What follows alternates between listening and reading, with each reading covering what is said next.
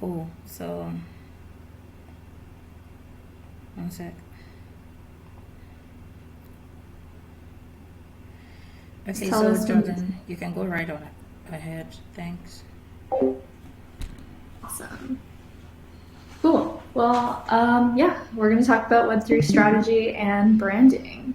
If you want to use the left and right arrows, Jenny, to just go to the next Lost slide. my, hold on, I lost my tab. I have so many tabs, it's embarrassing. Okay, there we go. Awesome. So just a brief introduction. Who are we? I am a multidisciplinary designer and the founder of a really small design studio called Times New.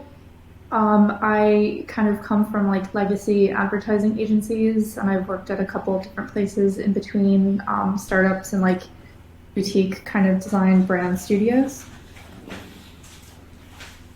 I am Jenny. I also come from the world of advertising. I actually just quit my executive creative director job in April. High five for me. Thank you very much.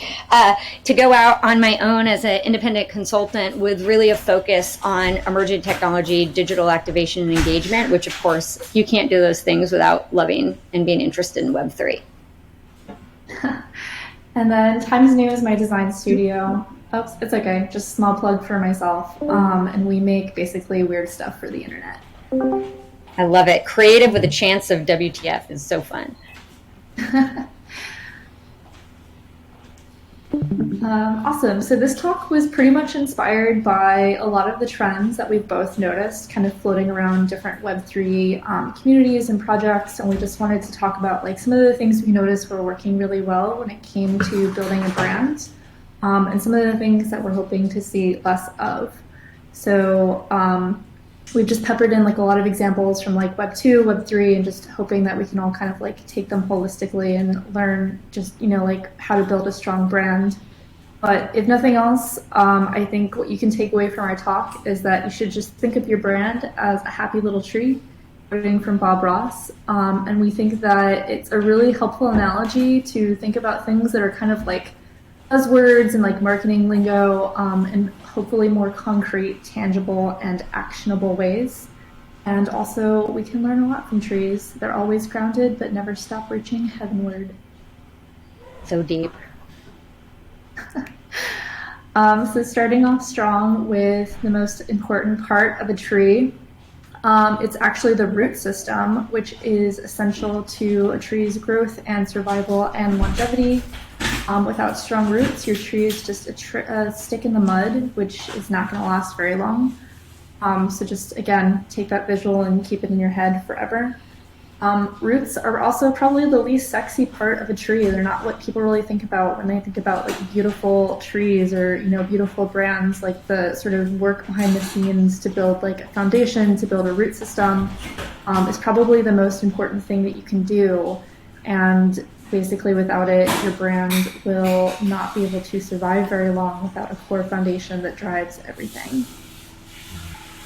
And so what I love about this way of thinking is, if you think about it, everybody thinks the principal thing to the tree is the fruit, but in point of fact, the principal thing to it is the seed. And this is sort of this idea of the golden circle comes from the world of advertising, but I really love it because if you think about going to any kind of Web3 meetups, and you ask anybody what they're into and they'll tell you like, oh, I'm launching a layer 2, or I'm doing this thing that connects these people to that thing, or I'm working on a decentralized search engine. Everybody immediately tells you what they do, right? What the thing is. And I've seen that a lot of Web3 companies stop there, right? Some of them go a little bit deeper and talk about how they do what makes them a little bit special, right? So it's like, oh, our layer 2 has gasless transactions, or oh, it like our service offers this feature that you can't get from somewhere else, right? But a lot of people don't do that deeper level work to really decide for themselves. And this is even something that you need to do if you're launching a brand. Like, this isn't something you need to do for the customers that you're going to try to acquire. This is something that you need to do for yourself, because as we know, the world changes. What you do will likely change. how you do it is definitely going to change. But if you don't have this sort of internal driving reason for like what you care about and what your brand stands for and like why you exist in the world, you don't have any foundation that you can go back to when stuff gets hard or the world starts changing. You know, and you think a lot about Web3, it's like there's some really powerful emotional reasons why Web3 exists. And it's very tempting when you're marketing a Web3 brand to talk about the technology and the backbone and the blockchain and the protocols and forget to actually start with that reason of why you're there. And so that's something that we really wanted to lean into and talk about. If you don't mind going back just like one beat real quick. And it's super interesting too, just to the circle one. This one? Sorry, I'm a terrible driver. It's all good. It's so interesting too, like you ask people what they're doing in Web3 and they'll tell you like basically the technology that they're interfacing with, but when you ask them like why they're in the space, the answer is totally different. And I think like just kind of making sure there's more synergy between the two when you think about like your product and like, you know, how you sort of package that as like a whole to consumers is super, super important to consider. And if you only focus...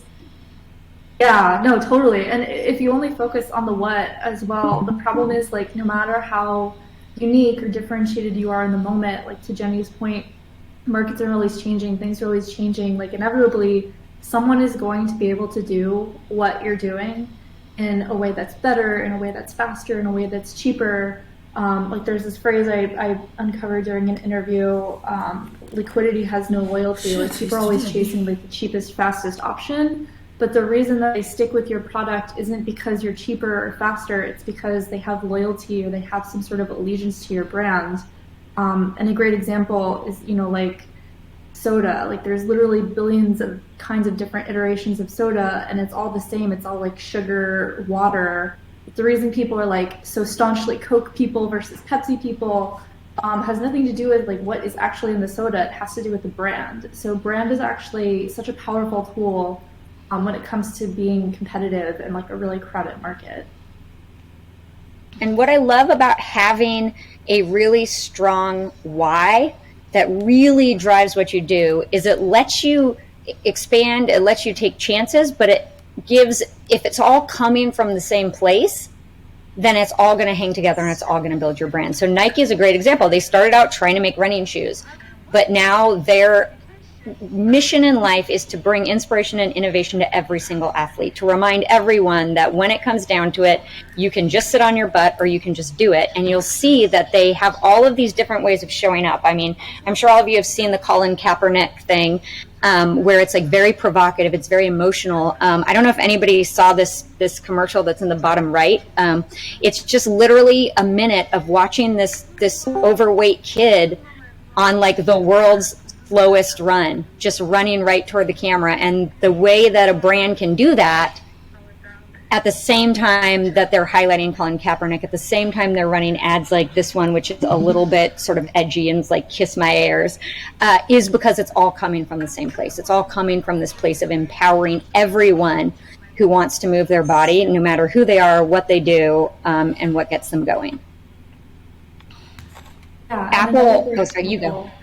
Oh, it's okay. Another great example is Apple. I mean, like, again, there's tons and tons of different brands and companies that make computers, but the reason that people are willing to pay a premium for Apple and the reason that people see themselves as Apple people is because it's not about like this, you know, smart rectangle or this smart computer. It's about their brand root of, you know, thinking different, being creative rule breakers, being, you know, people who sort of challenge the status quo. So you see this expressed not only in their products through use of like interesting shapes or like colors or just kind of like pushing the convention of like what a computer can look like and what the experience of using a computer can feel like, but also in their advertising where they have things that feel like really rebellious and things that feel like they kind of buck convention. And what I love about that is when you have like a clear driving thing, it lets you decide what is right for your company and what is not right for your company. So for Apple, you know, when they came out with the iPod, there were already tons of MP3 players out there in the world. And they were able to say, okay, we want to do this, but if think different is what drives us, what would we make that would actually be fundamentally different, both in its construction, its technology, and the experience of using it than anything that's out there. And you can see there are some times when they've sort of slid away from that and it hurt them, and then they sort of slide back and remember who they are. And sort of circling back to it, I think Coca-Cola is a really great example. Like, they have such affinity when it comes to like the crowded landscape of essentially sugar water, but they're not selling like, soda. They're selling the idea of happiness, this like eternal thing that obviously like all of us are going to want, and it just kind of makes itself really evident in like the way that they do advertising, even the way that they do like product design, like the way that they've put, like names or different clever sort of like language on their actual bottle. It just creates these like small little moments of sharing or creating happiness that people are really drawn to a lot more than they are to other soda brands. Exactly. Yeah, I love this one. This picture on the left, it was a vending machine that you had to hug it to get a free Coke. One thing that's really interesting about Coke too is in the last couple of years, Coke's been having a hard time because fewer people are drinking soda than ever. And what they did was, instead of doubling down on why they exist, they changed their tagline, they changed their entire messaging to taste the feeling. Because often when things get scary, when brands start having challenges, there's a real desire to start talking more about the product, start talking more about the taste, start talking more about those things that will make somebody buy this product for the love of God. And that actually ends up backfiring a lot of times, because the technical details give people the permission to buy. Like, somebody says, I just like Coke because it tastes better than Pepsi. That might be partly true, but a big part of it is we invent reasons to love something that we love, when usually why we really love it is kind of irrational. Totally. I'll take this one brand. There's a really fantastic book I just want to like plug. It's called Subliminal. I forget the author, but it's all about all these subliminal ways that we're like emotionally driven decision-making machines. Like, the most rational person in your life will probably be like, no, I like do everything like logically, and I don't really like do anything like emotionally or rationally, but like holistically, like human beings make so many emotional decisions, and like branding is sort of the connective tissue that like guides that decision making process along the way, even if you might not notice it, which is like super interesting. Exactly. And that's like, I love this quote, the firm tree does not fear the storm. If you think about the root system being that sort of mission, basically the purpose of your company, and people say purpose a lot and they make it seem like you have to like add a donation element or like save the whales as part of it. And when I say purpose, it means literally like, why are you here? Like, what are you here in the world to offer? What gets you up in the morning? What gets you excited? What makes you want to get this company out into the world? That's really your purpose. And the core of your brand grows out of the purpose, and that's the part that people can see, right? It's the look, it's the feel, it's the tone of the messaging, it's what you do. Do you put your money where your mouth is? These things all form the trunk of your tree, and the more tightly aligned they are, the stronger and taller your brand goes. So think about like some of those trees that have lots of little trunks sort of coming off of them. Those are shrubs. Those are shrubs. And if you end up trying to do a lot of things, be a lot of things to a lot of people, sort of throw stuff at the wall and see if it sticks, you end up being a shrub. But if you're willing to really defend a brand, really think about what is and isn't your brand, and stick as close to that as you can, that's how you grow tall and strong. And also it gives you, as a marketer and as a company owner, the ability, as I said before, to know what is and isn't right for your company, instead of trying to guess what people will like. That's never the way to build something that's going to stand the test of time. I really like this metaphor of like the trunk versus the roots. Like, they're kind of covering on the same thing, right? Like, what is driving your brand? But like a root kind of has, like multiple places it's kind of like coming from and drawing inspiration, but the trunk is sort of like the synthesized expression of those things. So it's definitely like kind of more cleaner, more public facing view of like who you are and what you stand for. And I think, to Jenny's point, right, if you try to be a lot of different things to a lot of different people, you're really not making any gains with anyone. You're kind of doing yourself a disservice. But if you just have that one thing that like kind of grounds you and it shows up consistently everywhere, that's the thing you're going to be remembered for. And that's, again, how you just build a stronger brand. Yeah, nobody here going to be living that shrub life. So a great example of a shrub. Oh my gosh, we should do like a cover of that No Scrubs by TLC, but no shrubs. Um, a great example of what a brand like a not strong trunk would look like is we sort of took a look at like the world of supplements and vitamins because I think at their whole, right, like they're kind of all selling like very, very similar things to very similar people. But when you look at a brand like Vitamin Shop, right, all they're focusing on is like what they sell, and it's kind of a race to the bottom. They have like price emphasized everywhere. There's no really like coherent message sort of hitting me over the head of like what do they stand for, and like ultimately they kind of get lost in the noise. Like there's not really much here that's gonna like make me feel loyal to like what they do and how they do it. It's like you can almost feel the last desperate dying gasps of an irrelevant brand just by looking at this homepage. It's like, do you want to save some money? Do you want 20% off? Do you want to buy one get one free? What about a blue slushie? Blue slushies are delicious. Versus like these more kind of newer vitamin brands, they do a lot better job of kind of like really, really curating and parsing down like why you should choose their brand and like what value they add to you as a consumer. So like Ritual is a really great counterpoint. They lean more into the how of their brand, which is that taking vitamins should be hassle-free and fun.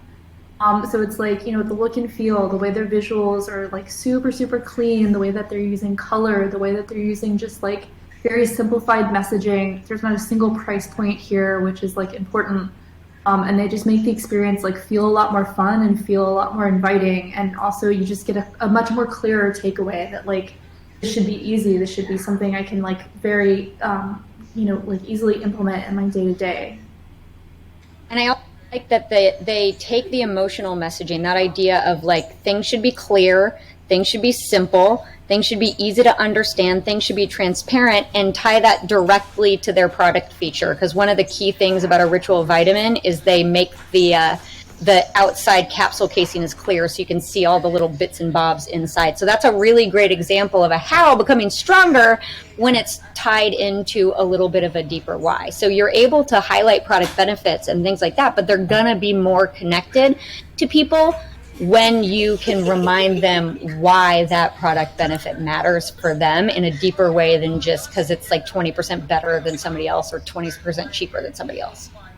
Yeah, and if you want to go back real quick to Ritual, I remember talking to someone who actually, they were part of the team that did the manufacturing for these vitamins, and basically like they started out with like, we want to make really beautiful aesthetic vitamins. I mean, obviously like there was a focus on like making clean ingredients and making things that were like maybe more shelf stable for longer. I think like typical vitamins and probiotics don't really like last as long as you might think.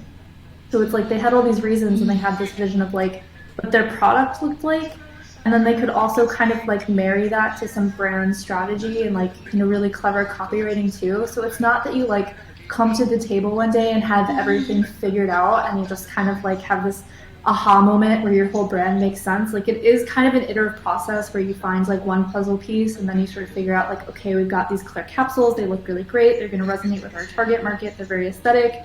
How do we kind of marry that to something more significant and something that people can really latch onto? So the idea of like clear transparency, being honest, being simple, like all that kind of comes together and like has this really beautiful synergy with the vitamin, but they might have not figured out both pieces at the same time. So that's also totally okay to kind of like, you know, not feel like you have to have your brand all figured out in like one go. That's a really good point, but the most important thing is just asking that question always. Why? I always say everybody starts with what. It's like, what can we tell you about ourselves without starting with the bigger question, which is why should anybody give half a shit? And asking yourself that all the time and being really honest with the answer is the most important thing that you can do to build a really powerful brand. Because if you can't answer why would anybody give half a shit, nobody is going to. And then even comparing like a brand like Ritual with another sort of millennial vitamin brand, Care Of, they focus a lot on like why they exist. Like they want to be super personalized. They want to work together with you and create like a unique kind of vitamin journey for you that like respects your health, respects your individual experience, all while like sort of leveraging their expertise. So they sort of take like a completely different approach to Ritual, but they're still like kind of carving out like a differentiated space for themselves and giving their brand like the room to respond to their why, which is that like health should be personalized and it's important to put like, you know, humanity at like the center of everything that they do. So they have a different approach that feels a lot warmer. They have a lot more pictures of like people on their website as opposed to just like a very clean aesthetic product. But it still works for them. It still like, you know, creates something that feels really impactful. And even their name, like Care Of, totally different meaning and totally different significance and like ritual, which is something that like, you know, you sort of do every day. Yeah, and I love that like they said, you are an expert about your body. We are an expert about science, vitamins, all of that stuff. So they made the choice. When you go to the website, they don't lead with the products. Like you look at Ritual and Ritual's like, look at these beautiful products. Look how clear they are. Look how wonderful they are. Where Care Of really leans into the quiz. It's like, you're the expert on you. Tell us about you. And then we'll tell you what we have for you, which can be a scary thing for a brand to be like, wait, you're not going to put all the products on the homepage. Like people are going to drop off. But like by the time you go through this quiz, they ask you about yourself. They ask you what you care about. You've actually started to build a relationship with this brand so that by the time they're like, based on what you told us, these are the things that we think would really add to your life. You're going to believe them because they took the second to actually listen to what you were looking for instead of being like, here's what we sell, come and buy it. Yeah, I think that personalized quizzes are super underutilized in Web3. I think that like makeup, supplements, pretty much any like new millennial brand that's rethinking like mattresses or sneakers or light bulbs or whatever, like they all are really, really great at sort of personalizing a user experience. And I think that's so underutilized in Web3. That's a great point because it's sort of like that, how to make friends and influence people. Like Dale Carnegie, this very old book, he said the best way to make people think that you are a fascinating, super intelligent, amazingly delightful and captivating companion is to ask them questions about themselves. I love that. I love this example. I'm curious. I can't see the chat or anything. I can just see the screen. But I'm curious if anybody else was introduced to Web3 through Top Shot. That's how I got really into I got into it first with Dogecoin and then with Top Shot. And one of the things I loved about Top Shot is I firmly believe that like a very significant percentage of people who own some Top Shot moments don't even realize that they own an NFT. Because and they say now on their homepage now, when you go, it says NFTs, but when they first launched, they did not say a word about the blockchain. They didn't talk about flow. They didn't talk about any of those things that most Web3 companies lead with. They led with what people cared about, which is you can own a piece of the action. They said, own the plays, buy and sell the plays. And then, you go in to log in and buy something and it connects you to Dapper Labs. And you're like, okay, I guess that's just the purchasing partner. And so it onboarded a lot of people into Web3 because it hid the technology, which is kind of important right now because for people who aren't into Web3, the technology is intimidating. It's scary. It's overwhelming. It feels like you have to be like a total nerd to understand it. So hiding it and really leading with the emotional benefit and why somebody would want it and let them sort of discover for themselves after the fact that they were actually participating in a, decentralized blockchain digital collectible NFT product, let them figure that out later after they've already fallen in love. And if anybody hasn't ever bought a Top Shot moment, I highly recommend buying a pack because their reveal process is so good. The pack shakes a little bit to open it, and then when you hit open, it lights up your screen, and there's hype music, and your videos come zooming through. And I always think man, so many projects when they reveal, all I get to do is hit the refresh metadata button, and then it's here it is. So I'm a big fan of some of the thinking that Top Shot has brought, and I think one of the things that it did really well too is it used its lasting credibility of being from the NBA to bring in people who weren't already Web3 people. I also really love the example of Cryptic Coven. Basically, they're solving a similar problem, right? That they want to target people who don't really see themselves as super into crypto or like super savvy when it comes to like buying NFTs, but they also found a really interesting niche for themselves where they noticed that like within the NFT space there's a lot of art that really kind of caters to like a male aesthetic. And so they sort of created this counterpoint of just designing something that felt very femme, that felt very different, that felt just as far of a like zag as you can kind of go.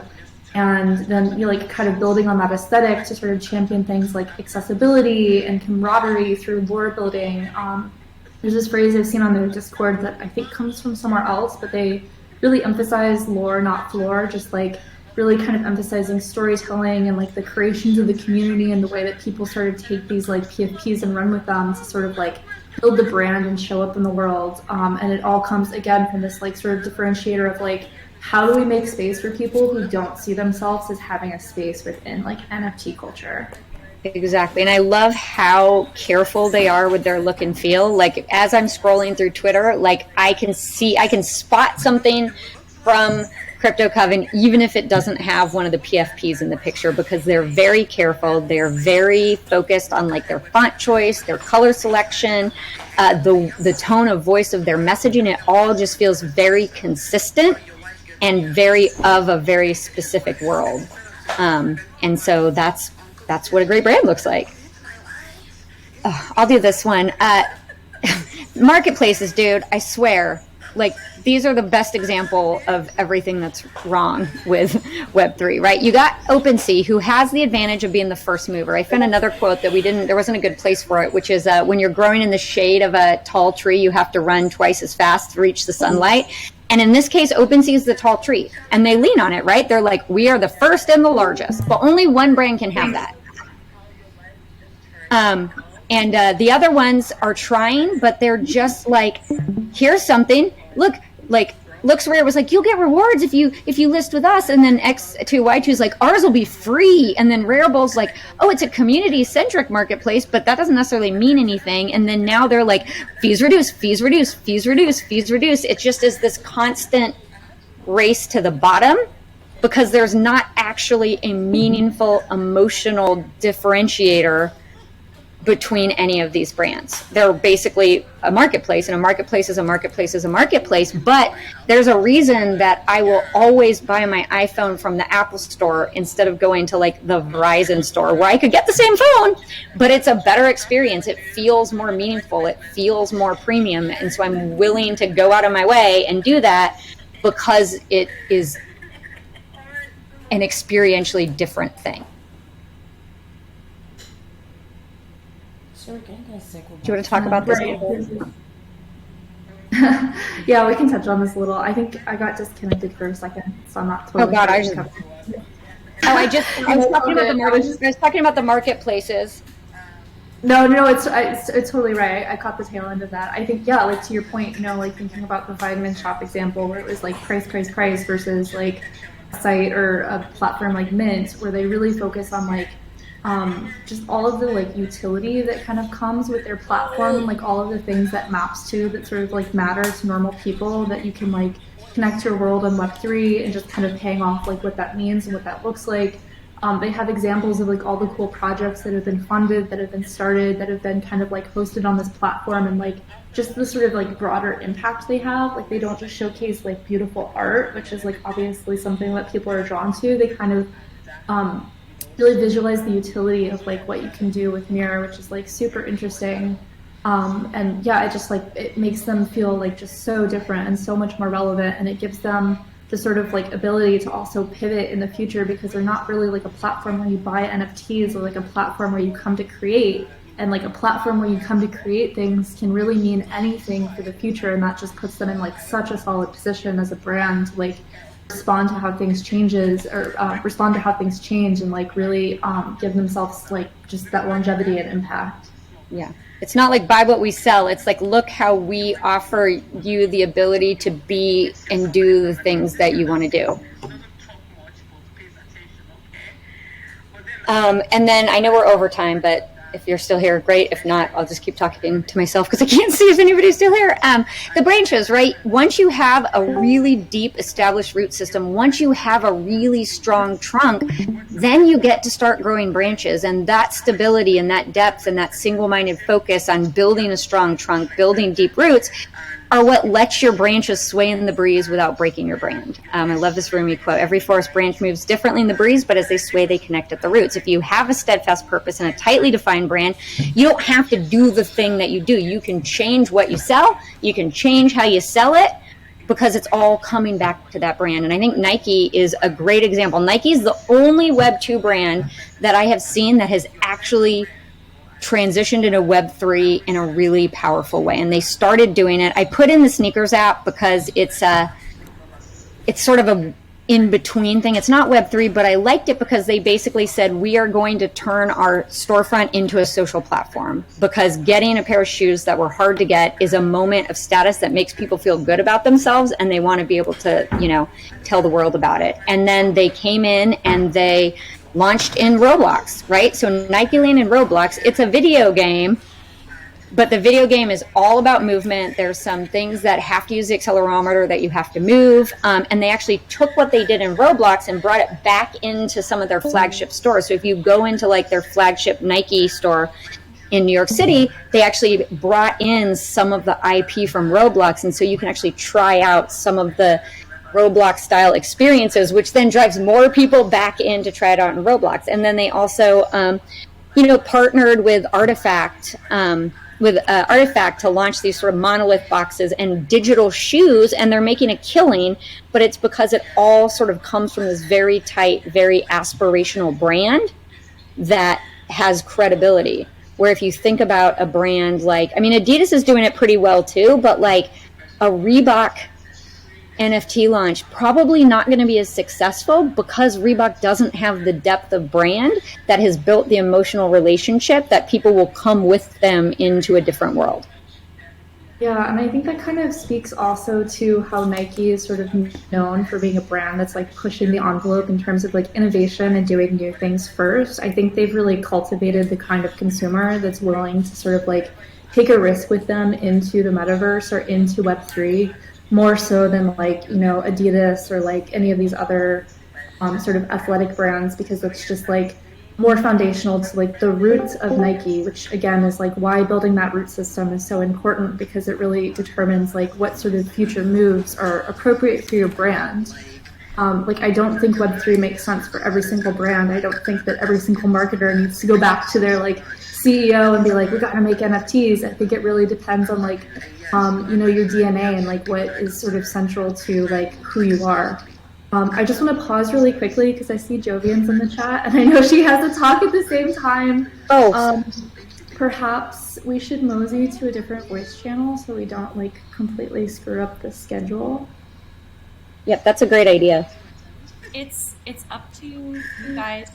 Do you need more time? I also don't want to lose the entire audience and then I'm here by myself talking about something. It's up to you, Jovian. How do you feel about maybe starting a little later? Is that okay? Yeah, this is really interesting. All right, we'll like set everyone up with branding, and then you can kind of take it home with empowering yourself in Web3. How does that sound? That sounds great. I love it. All right.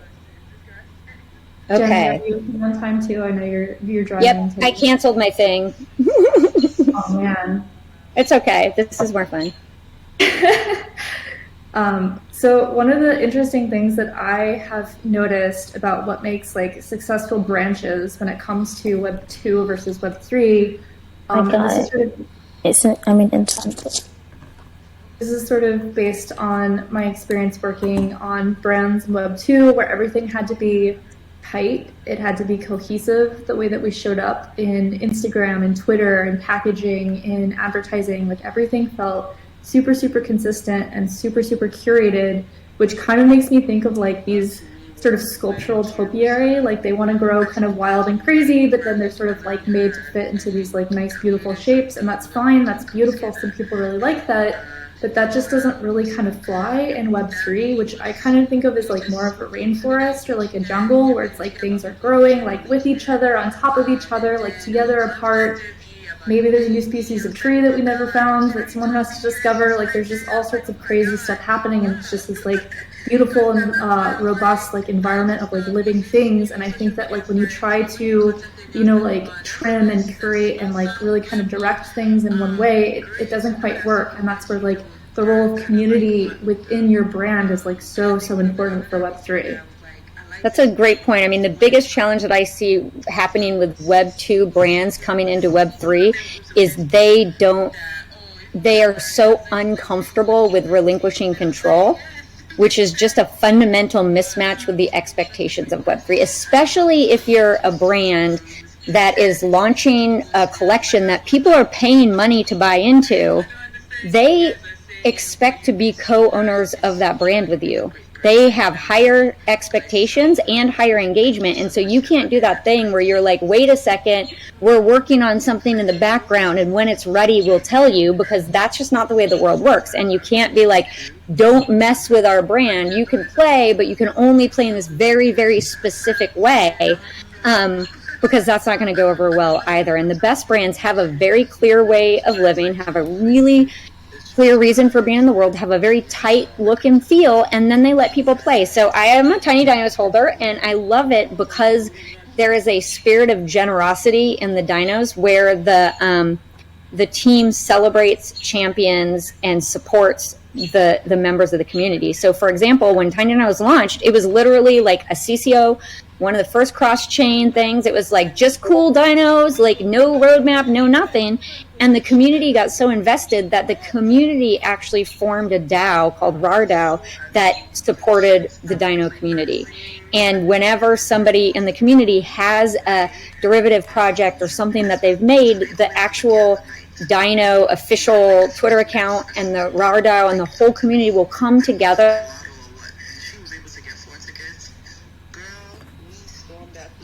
If you're looking at it from a Web 2 thing, it's like, wait, they're making money off my brand, right? There's a real tendency in Web 2 to be like, wait, no, if anybody's going to make money off this, it's going to be us. And recognizing that everybody's boat getting rising tide, lifting everybody's boat is better for you. So these are just some examples. I love the Rarlex, which is a paper watch that you can wear that has your dino on it, which goes so clearly into the brand. Or they redid that Google game when your internet isn't connected, but with tiny dinos. Or I'm actually working on an AI tiny dino derivative, and I was really nervous about launching it because I'm like, I don't know, like, I don't really like derivatives, but I was like, I really think this one is going to be different because I want it to be special, and got so much support and promotion and platform from the larger dino community, from the official sort of brand account from the DAO, that it made me love being a dino so much more and want to tell people so much more about how much I loved it. Awesome. So we just wanted to kind of end with like a couple of ideas about how you can sort of bake collaboration into your brand, a la like Tiny Dino kind of style. So one of the things that we see pretty often in Web3 is like everyone's sort of talking about memes and like meme contests and like creating memes. And we were sort of like having a discussion before this talk about like memes are okay. They're definitely not like a shortcut for a brand. They're like one expression of many.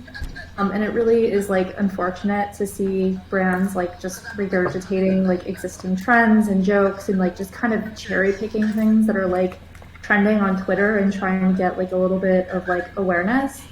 But if they are used correctly, right, if they do kind of tie into like what you're about as a brand in like a new and interesting way, they can be like really, really effective because they are ultimately leveraging like this sort of common language and this sort of like common humor that like everyone sort of has a part of, and they do feel like very grassroots and very sort of like open for anyone to like remix and sort of like make their own.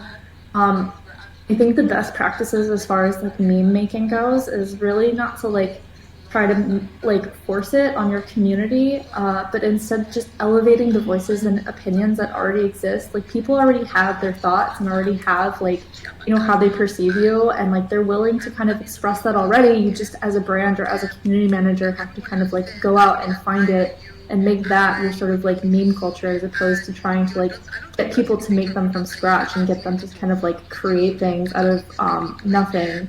And again, like using your roots, using your trunk to curate memes and ensure that they're like an expression of what your brand stands for. So we have this example of Popeyes kind of embracing the tendies meme. Tendies is sort of, I had to Google this, I feel like a boomer, but tendies is like a joke on, I think 4chan and Reddit, like just for chicken tenders, and it was sort of like integral to the culture of people who were really, really active around the Wall Street Bets forum, and like just in general, like with the Wall Street Bets thing that happened, the short stop on Wall Street. And so Popeyes got involved, and they said that using their app, you can get free tendies if you use the stock codes for like all the companies that were affected. But the spin on it that they put was that they were saying like tendies in like the sort of meme sense are reserved for people who basically make like a profit on like any trade that they make. So instead of being like this is just for elite like stock traders or people who are part of like the Wall Street Bets, they're saying like tendies are for everyone, which is why we're giving them away for free within our app. And there's a spirit of generosity, right? Like when a brand, like when you're in a Discord and they're like, meme competition, it like chaps my butt, because I'm like, you're just trying to get people to do your job for you, right? Where like memes done well, it's like you see something that a community member has already done, and you're like, look at this clever person who's part of our community. Everybody needs to see this. Or in terms of Popeyes, it's like, this is a hard time and a lot of people are losing money for the cause, but at the very least, you can turn that pain into free chicken tenders. So really thinking about, why does anybody care? Like you see all these brands like hopping on these trends, like all the brands right now are hopping on the like, you know, she's a 10 but, and I'm like, you are just trying to beg somebody to look at you. You're not actually thinking about what you can add to the conversation and the community. And this is also a really great way to like find things that like maybe aren't branded but are like aligned with like what your brand stands for, and just to find people who are like tweeting or making content about those things. Like Elvest is a really great example, because they're always retweeting people who are talking about like financial security or financial planning, and even if these tweets or these like memes don't mention Elvest specifically, they're aligned with what Elvest is building, which is like a brand that helps women build equity and build financial stability. And so it doesn't always have to be branded to be like a successful meme. Like the meme should just like, again, elevate voices that are aligned with you, and are a really great way to champion like people who might not have the same platform as you, which is just kind of like a win for everybody. Yeah, I love that. And it's like, does anybody ever follow any of those people on Twitter or like LinkedIn who every time they post, it's just to like tell you something great they did, or like a talk they're about to do or something like that, and like that's all they talk about on Twitter? Like those people are the worst, because they're not actually engaging, they're not showing up, they're not adding value, they're just talking about themselves. And I think the most important thing to do to think about a brand who's trying to build a community, part of a community, is like, don't be that person. Totally. Another really great thing that you can do to sort of bake in collaboration to your brand is basically thinking about like how you sort of document and like build your brand, and doing that as opposed to like really strict brand guidelines. For anyone who's sort of familiar with brand guidelines, I feel like the goal of them is to provide like exact guidance for all kind of like use cases and like expressions of the brand. But I'm seeing a lot more Web3 brands basically document like who they are and what they care for, and like some things within their aesthetic world that they like. But then again, like leaving like the actual brand expression up to the community and giving them like very loose guidance of like what does and does not feel appropriate for their brand, and making it kind of like a little bit of controlled chaos, which I really love. And I think honestly that's like the correct way to think about like brand building in this space.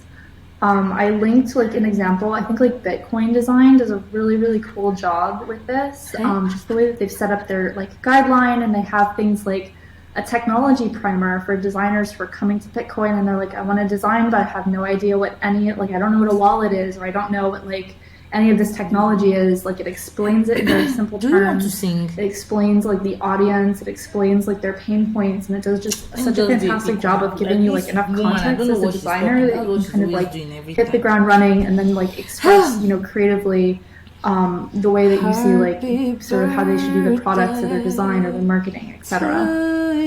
And you get control, right? That's the thing. It's like brands, Web2 brands try to control what every single tree looks like. Where if you say, here is the forest, we have defined the boundaries of the forest, we've actually given you some tools to start with, people experience that as generosity. They're like, oh, this is so cool. They're letting me play with the brand.